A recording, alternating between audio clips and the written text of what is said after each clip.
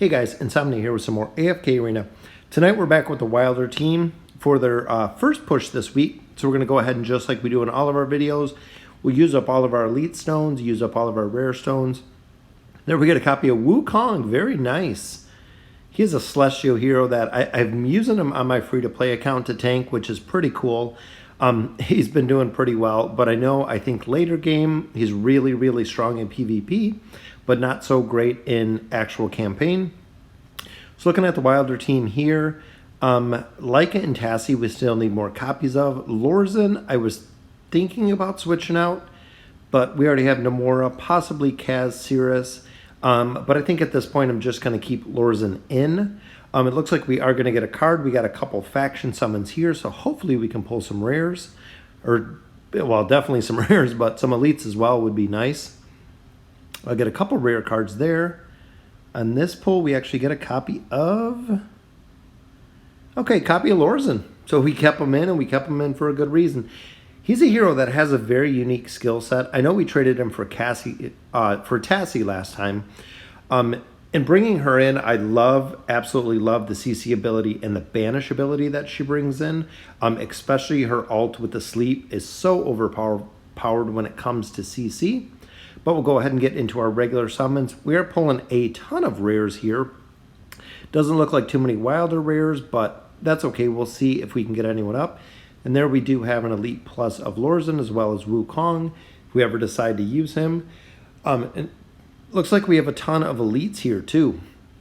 So our rare cards are definitely paying off. Hopefully we can get one or two more good summons here with our Wilder team.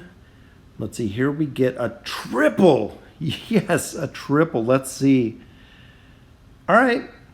We got a copy of Solus, got a copy of Thorin, got a copy of Chimera. Very cool. Hopefully we can pull a couple more. And that's quite a bit rare cards. I mean, at least we're pulling 50-50 rare cards. So here, not as many there. And unfortunately, no Wilders at that point. Here we do get another Elite. Hopefully it's a Wilder card. Copy of Scrag. All right, so the Mauler team can definitely use him. And again, 50-50 with the cards here for the rare pulls. I believe that will do it for the polls, so just shy, but we do have a card on the table. Hoping it's a copy of Tassie. Oh, Cirrus. All right, we've used him for fodder. We decided on this account we were going for Almas. Doesn't mean that we're not going to build him later in the future, but we did go Almas on this one. Let's go ahead and use the one we picked up from the barracks. A copy of Rain. Only hero in AFK Arena that is absolutely true fodder, which was unanimously voted. Some people still use her for situational things, but overall, a fodder hero. Let's make sure we don't do our smart summons because I don't want to miss out on a hero here. It looks like we do have a copy already of Ira, so we'll go ahead and add another copy so we can get her to Elite Plus. And the other reason I didn't make Arden, if you looked, we had a chance to make an Elite Arden, is we don't know if we're going to get Arden, and we don't know if we're going to get another Ogi. So making sure that we're not banking the Elite cards, just in case we don't pull another Arden or Ogi or vice versa, we'd be stuck essentially with an Elite that we can't get to Elite Plus. But it looks like with our comp right now, we still need another copy of Leica. We still need more copies of Tassie. So even at Mythic, we're not going to be able to get any of them to Ascended today. We do need more copies. 2 more copies of Tassie, 1 more copy of Leica, and then, of course, some fodder. Let's switch over to the heroes themselves. We'll go ahead and look at the signature items. I think with Iran, we don't have any more red chests. Waiting for the next campaign that should be coming very soon. Hopefully tonight, I'm thinking, let's go ahead and hit our reset. Maybe we'll get some Wilder boots out of this, is what I'm looking for. Oh, no. All right, so we'll stick with the Celestial Boots versus going with the Hypogeans. Let's see who else we got. So Almas, and we did get, I believe, a T1 stone out of the AFK rewards. So Leica, we are still working on her signature item. A little bit short there. We've been working on Almas' signature item as well, just because we want to up his survivability. So Leica and Tassie, their signature items only got a plus 20. The plus 30 is not really a benefit of it, and with red chests being as rare as they are, both Tassie and Leica I would only take to the plus 20. So there is our team. So right now, if you look, they're at 180. So I'm going to go through and I'm going to actually get them to 200. So if you look here, I went through and got them to 200. What I did was I put Brutus and Belinda, I leveled up to 200 respectively, which gave the two heroes, putting Tassie and Leica into the crystal, making sure that we get them to level 200. And here is our faction zones. Even though it's on a Graveworn piece, I think I'll do Lightbearer actually, on the chest piece because of the defense rating. A ton of defense rating. Even though it's a Lightbearer piece, every week we get a scroll to actually change the faction. As you can see, I haven't gotten lucky with any strength Wilder gear at this point. So 21-10, let's go ahead and get into the campaign. And I'm really thinking with the team comp that we have set here, it's really going to work well. And I think also unlocking the 181 ability for Leica and Tassie both, leveling them up to 200 is going to bring a lot more damage and a lot more survivability to this team, which is what we're hoping. And as you see there, Tassie's ultimate just puts everyone to sleep, which is very, very powerful. And it looks like we're going to get this one down pretty easy with the CC that Iran is bringing. Even though looking there, I mean, Warwick is so tough to kill. On the Mauler account, it's not the case at all. Unfortunately, it seems every time that I fight him, similar to Brutus, he's usually the last hero that always dies just because of the survivability. And there, Tassie banished Brutus, which was okay. Kept our core 3 heroes in the middle alive because he was actually just out of commission right there. And there we put him to sleep as well. Immunity shield pops. And we should be able to get this down pretty easy as soon as his bubble ends in just a second. And I feel like getting them to 200 was definitely the right move with the Wilder account, so we can get the push 21-12. So we are pushing through 21. The Wilder team right now is the first, and look at that, a banish on Shamira. That is why we went with Tassie versus Lorzan. Shamira would be decimating the bottom tank like she normally does. With Tassie, even there she slept, she's frozen, she was banished. Absolutely awesome, awesome combination with the abilities that they bring and the power that Tassie brings to a team. Even though this one, it looks like it's going to be our first defeat. And the reason really being I need to pull out Nomura or Shamira, which I'm going to go with Nomura. Always putting Iran on the healers here because he can get Nomura down pretty quickly. When Almas goes deep root with Nomura's ability, very, very hard to kill the combination because he can't get through the healing and he can't get through the shielding.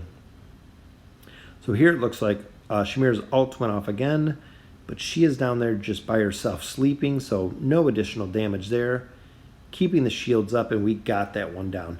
Let's go ahead and look at the damage that they're bringing. Not too bad. 3 million, 3.3 million on Iran is absolutely crazy. But Leica at level 200 did pull 1 million damage there. So she is definitely helping. Not only does she do a lot of damage, is she does a debuff, which makes Iran's attacks hit harder because she actually removes some of the defense rating from the heroes. She died there pretty easy, but I think this is still going to be a win, as we do have a ton of CC still up. And I'm really liking the synergy. Sometimes when you play the faction accounts, or sometimes even with the main accounts, you don't feel like some of the heroes just don't work together, or they don't work together well. Even here, we pulled in 3 targets. Tassie got a banish on Belinda in the back, which was perfect. We got a lot of CC in there. So that just leaves 2 kind of squishy caster targets in the back, which are both sleeping now. So right there, we'll get Sophia down. And Belinda is just sitting right in the bottom, just waiting to die. Very, very cool the way the Wilder team works together. Wish the Mauler team, I felt the same, that they just had the same synergy that I feel everything works here. Nomura's heal, once Almas goes deep roots, then he starts doing the, starts throwing rocks, actually picks up rocks from the earth, and there's the sleep, leaving Morella there all by herself, just sleeping, and then she goes into a charm. Because not only with Iran are we providing a ton of damage, but the CC aspect of his cyclone, his tornadoes that actually freeze, combined with Tassie's ability to banish, as you can see there right there, banished Ira in the top. We charmed Isabella in the bottom. Now she's rooted. Now they're sleeping. While our heroes just run around and essentially just take out the rest of the team. Naru's charmed and now he's banished. And that is a perfect example of why the Wilder team does so well together with the synergy.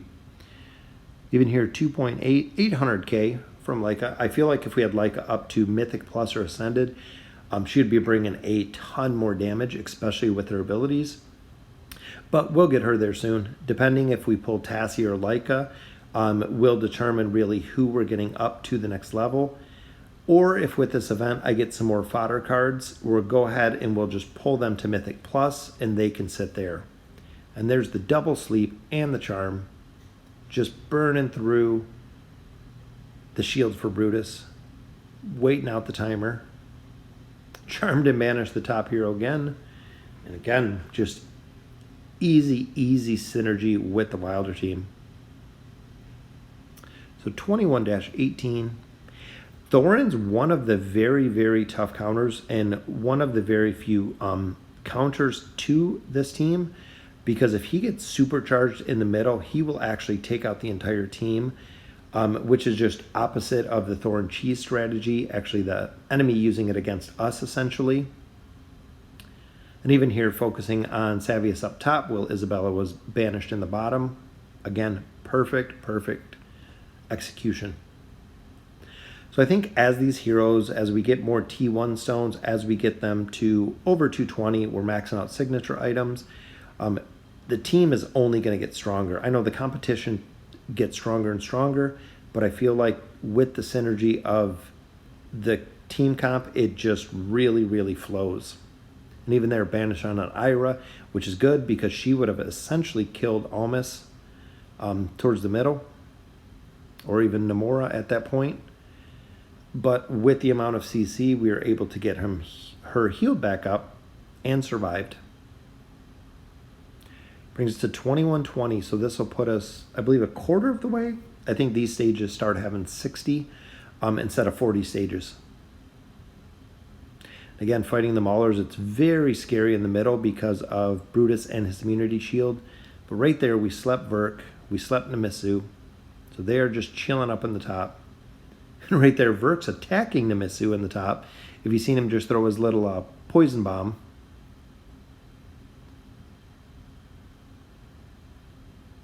Look at that, froze Verk on his downward run. Again, another sleep, so he comes out of there. A charm. Easy, very easy to take down. There's our little bonus pack for the 2120. It's a 2121. So they are catching up to the Mauler team, which is good. Wilders were doing really well, usually in second place. Now, unfortunately, they're dead last, behind all of the other teams, but they're picking up some steam this time. I'm liking the synergy.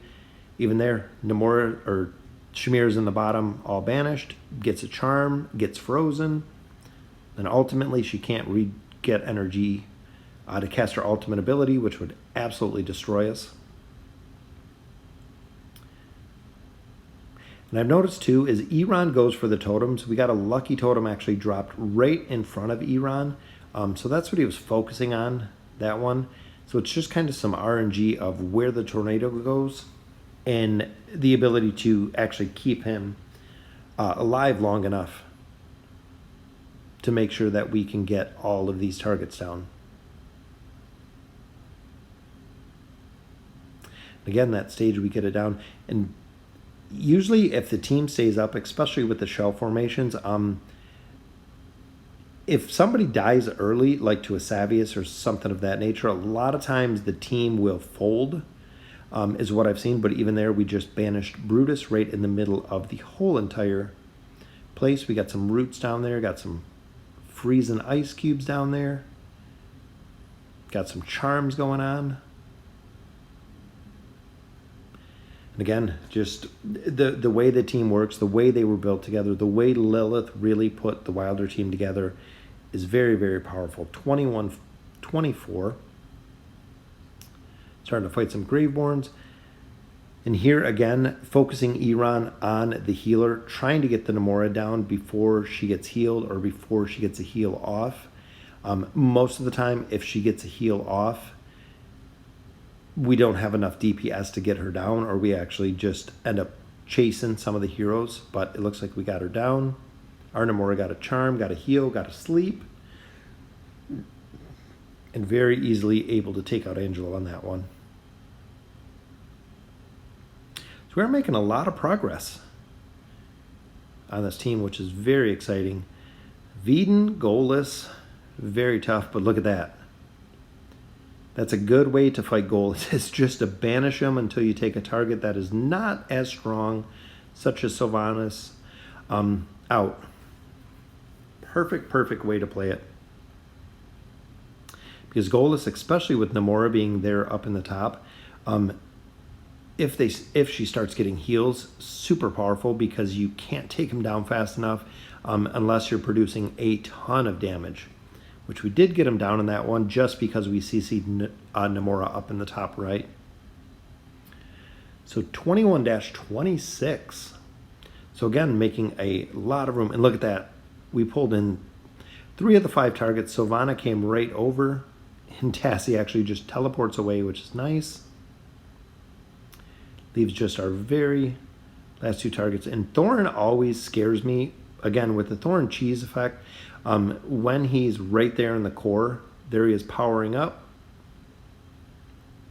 Fortunately, he doesn't have his signature item, I don't think, at this stage, because we killed him while he was powering up, which was good, because if he powers up and gets that ult off, he can just one-shot your team, just like you can do the same from using Thorn on your side. And here, right through the middle, so we got Almas. And look at Warwick again. Like I said, Warwick is so tough to kill because you can't CC him. He's got a shield. There we just banished him, which was the only way to deal with him right now.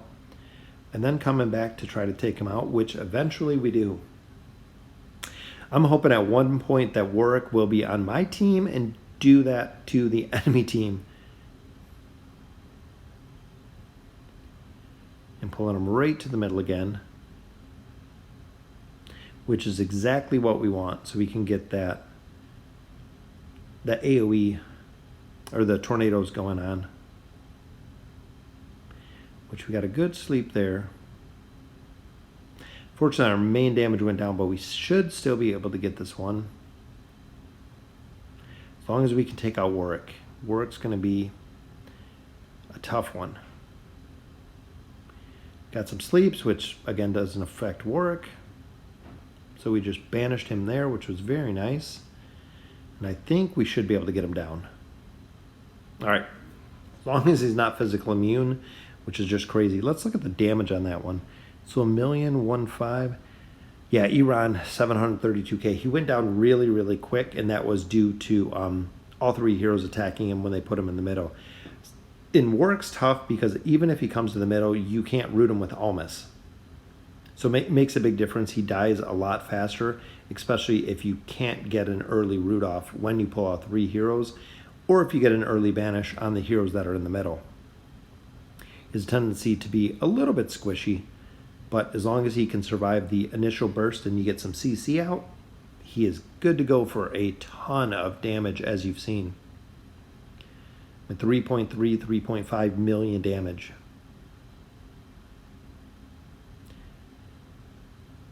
Again, we got Tassie over there behind Sophia, just teleporting around, which is good because a lot of times when she takes damage, she will actually, oh, that ultimate, her ult just went off and absolutely destroyed us.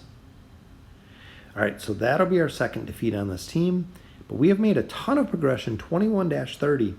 So we do have one more defeat, so we should be able to go ahead and pull Sophia in here, which we got to banish there on the enemy Leica, But we took Thorin out pretty easy, and deep roots on Almas. A good sleep. Hopefully we can drop Thorin here. And then we just have Isabella. Unfortunately, Thorin, of course, comes right back up. But we should be able to get him down, because even if he's putting out a lot of damage there, with range left, yep, we got him down. Let's go ahead and check out the damage on that one. 21-30.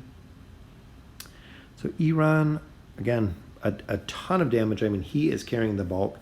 Hopefully once we get Leica up a little bit more, we want her to carry more of the damage or do more of the damage. That way it's just easier to get some of these combinations down. And again, tough combination with Veden and Warwick, because we can't CC him when we bring him in. Such a cool hero. Like I said, I'm really hoping there'll be a point where mine gets a lot better. And a sleep there will allow us to come right over and decimate the rest of the Mauler team. I believe that brings us to 21-32. 21-32. So again, an absolutely huge push from the Mauler team, or from the Wilder team tonight.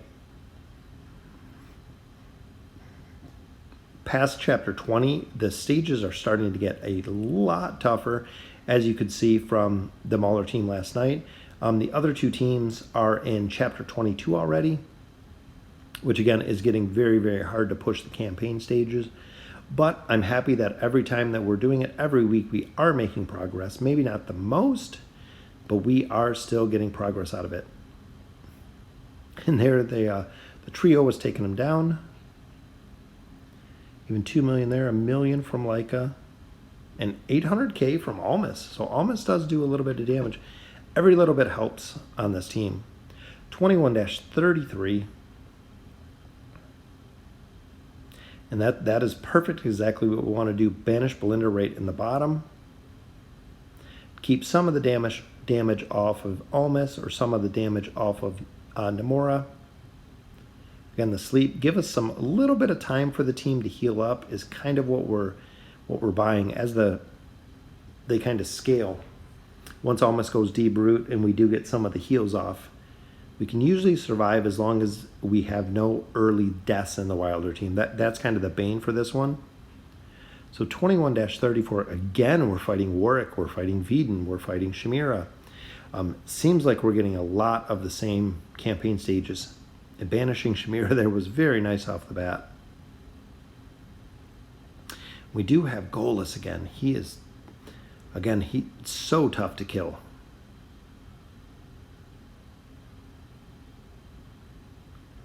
We should have this one as well. Yep. As long as Veden doesn't go bat for him. A lot of times when he goes bat for him, he'll drop 2 or 3 heroes very, very fast. 21-35. So I believe this is roughly 20 to 30 stages. Not sure exactly where we started on this one. But I believe that is quite a few stages that we've been pushing through. And we went down pretty hard with Warwick there. All right, so that'll be our final defeat. We pushed all the way almost through chapter 21, 21-35. So I believe we did, what, 4 times? We went like 20-something stages. So we'll go ahead and we'll collect up our loot. Awesome, awesome push from the Wilder account. Even though we didn't get anyone up, we did get them to level 200. So very excited about that. And as always, thank you guys for watching.